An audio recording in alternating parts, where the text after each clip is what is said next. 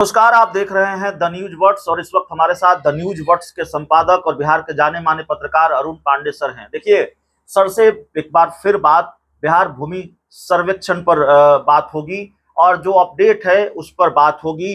कई इलाकों में भूमि सर्वेक्षण शुरू हो चुका है, लोगों को कार्ड दिए जा रहे हैं। बारीकी से इसको हम समझने की कोशिश करेंगे। बिहार भूमि सर्वेक्षण कार्ड और किस तरह का ये कार्ड होगा, आधार कार्ड जैसा कार्ड होगा, सारी चीजों को हम समझने की कोशिश करेंगे। सर, आपसे जो बात होती रही भूमि सर्वेक्षण को लेकर, अलग अलग पहलुओं पर कई बार बातचीत हुई। अब एक नया मामला है कि अब कोई कार्ड भी दिया जा रहा है। जहां जहां ये चीजें संपन्न हो रही है या प्रक्रिया बहुत आगे बढ़ रही है, क्या वो कार्ड होगा, उसकी क्या वैल्यू होगी, उस कार्ड से जिन कार्ड धारक होंगे उनको क्या फायदा होगा, सारी चीजें समझना चाहेंगे। देखिए, बिहार में अभी लैंड सर्वे का काम शुरू हुआ है। वो प्रदेश के 485 अंचलों में ये काम शुरू हुआ है। उसके लिए हर जिलों में एक कैलेंडर बना दिया है। आपसे मैंने चर्चा भी पहले की है कि ये काम के लिए अभी पटना जिला में जो कैलेंडर बना था उसकी चर्चा विस्तार से मैंने की थी। और वो सरकार की मंशा, मुख्यमंत्री की मंशा है कि विधानसभा का जो नवंबर 2025 में चुनाव होगा उसके लिए बिहार में लैंड सर्वे का काम पूरा हो जाएगा। देखिए, बिहार में 534 अंचल है। अभी 3 और अंचल, राजधानी पटना का जो पटना सदर अंचल प्रखंड है उसको 4 भाग में बांट दिया गया है। मतलब 4 भाग, 1 का 4 कर दिया तो 3 और अंचल बढ़ गए हैं। मतलब अब बिहार में अंचलों की संख्या 537 हो गई है। अब उसमें 485 अंचलों में, उसमें पटना सदर भी था, तो अब वो 3 और बढ़ गए हैं। तो अब ये अंचलों में अभी सर्वे का काम का जो शेड्यूल है वो चल रहा है।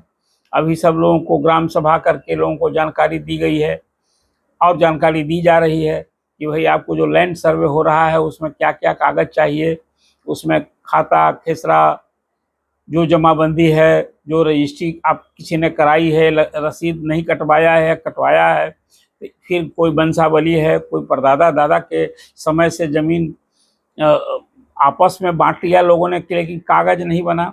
इस तरह की कई विविधताएं हैं, जो समस्या है। तो जो सर्वे में ये सब चीज़ की मांग हो रही है और लोगों को स्वघोषित जो ज़मीन का मालिक है, सर्वे का मतलब होता है कि रैयत, मतलब वो कौन ज़मीन का मालिक है। सर्वे में इसी चीज़ को सुनिश्चित करने के लिए एक लैंड दस्तावेज जो बनता है कि ये अमुक ज़मीन किसकी ज़मीन है, और फिर सरकारी ज़मीन का उसी तरह से लेखा जोखा तैयार होता है कि कौन कौन सी सरकारी ज़मीन है, कौन कौन सा प्लॉट सरकारी है और उसमें किसका कब्जा है। इसी के लिए ये लैंड सर्वे अभी हो रहा है। आपको मैंने पहले भी चर्चा की है कि अंग्रेज़ के ज़माने में 1919 का सर्वे, जिसको कहते हैं कि 1890 में वो शुरू हुआ था, तब के बाद कोई सर्वे नहीं हुआ बिहार में।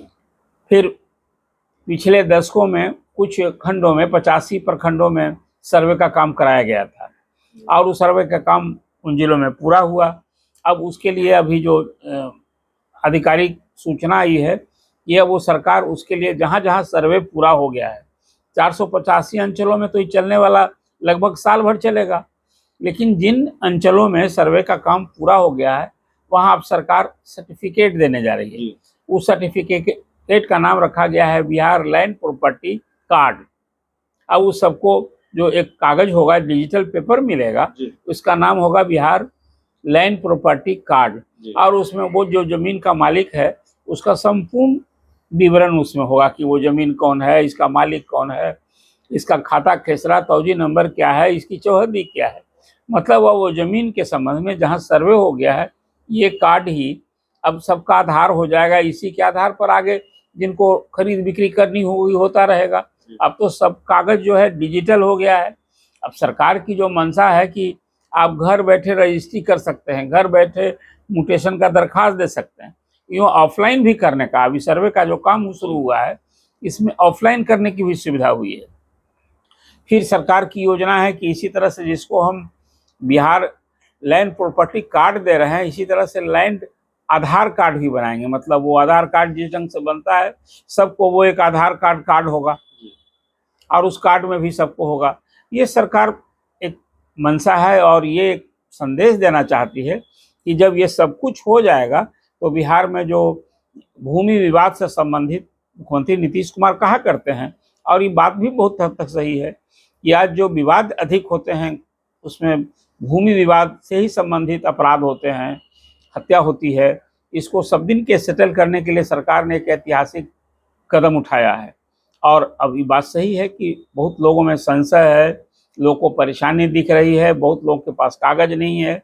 जमीन आपके पास है तो कागज सुलभ नहीं है। अब तो लेकिन अब जब सर्वे हो रहा है तो आपको तो जिस जमीन के आप मालिक हैं आपको तो कागज देना ही होगा। अब इसमें जो लोग इस कागज को लेकर हेरफेर करने वाले हैं कि जमीन किसी की कब्जा किसी और का, इसी सब को तो सेटल करने के लिए अभी लैंड सर्वे का काम शुरू हुआ है। इसमें दावा आपत्ति ये सब कुछ के लिए कैलेंडर तय किया गया है।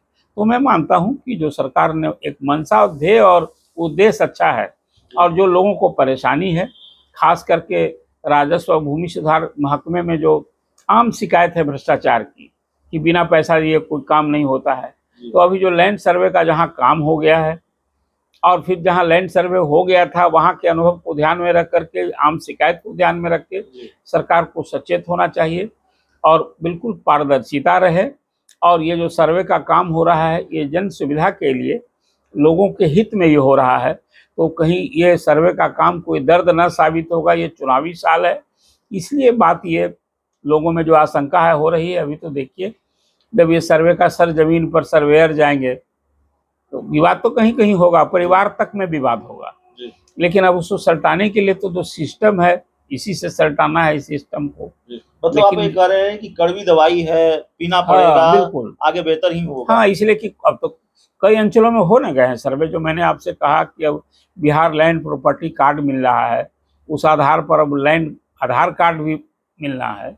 तो इसी तरह सब संपूर्ण बिहार में जब हो जाएगा तो अभी तो करोड़ों में है रैयतों की संख्या बिहार में, रैयतों की संख्या करोड़ में है। तो अभी तो आप इसे समझ सकते हैं कि इसमें कितनी जन सहभागिता होनी है और कितने लोग इससे प्रभावित होंगे।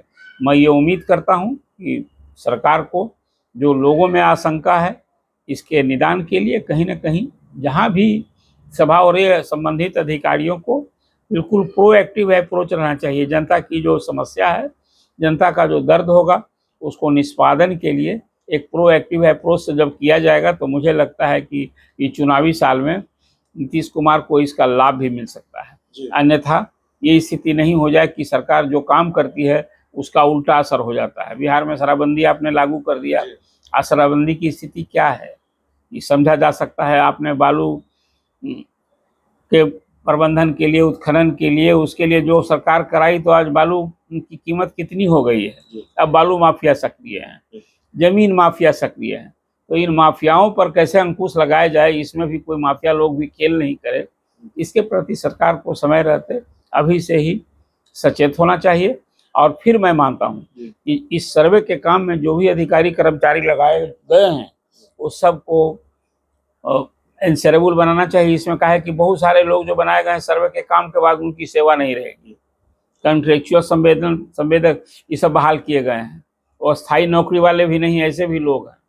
तो अब तो इस काम में जो लगेंगे उनकी प्रति आगे दिन के लिए किस हद तक इंश्योरिटी रहेगी, चाहे वो जमीन का नापी करने वाला अमीन हो चाहे कोई और लोग हो। तो इसीलिए इन सब आम लोगों की जो आशंका है, आम लोग को जो इसको लेकर के कोहराम सा दिख रहा है, सरकार इस पर भी ध्यान देना चाहिए। जी, तो सर बता रहे थे और विशेष तौर पर उस कार्ड के बारे में बता रहे थे जो भूमि सर्वेक्षण के दौरान या भूमि सर्वेक्षण की प्रक्रिया जब पूरी हो जाएगी तब लोगों को मिलेगा, उससे क्या फायदे होंगे, वो भूमि सर्वेक्षण कार्ड क्या है, प्रॉपर्टी कार्ड क्या है, इन सब चीजों पर इस पूरी रिपोर्ट में इतना ही। बहुत बहुत धन्यवाद।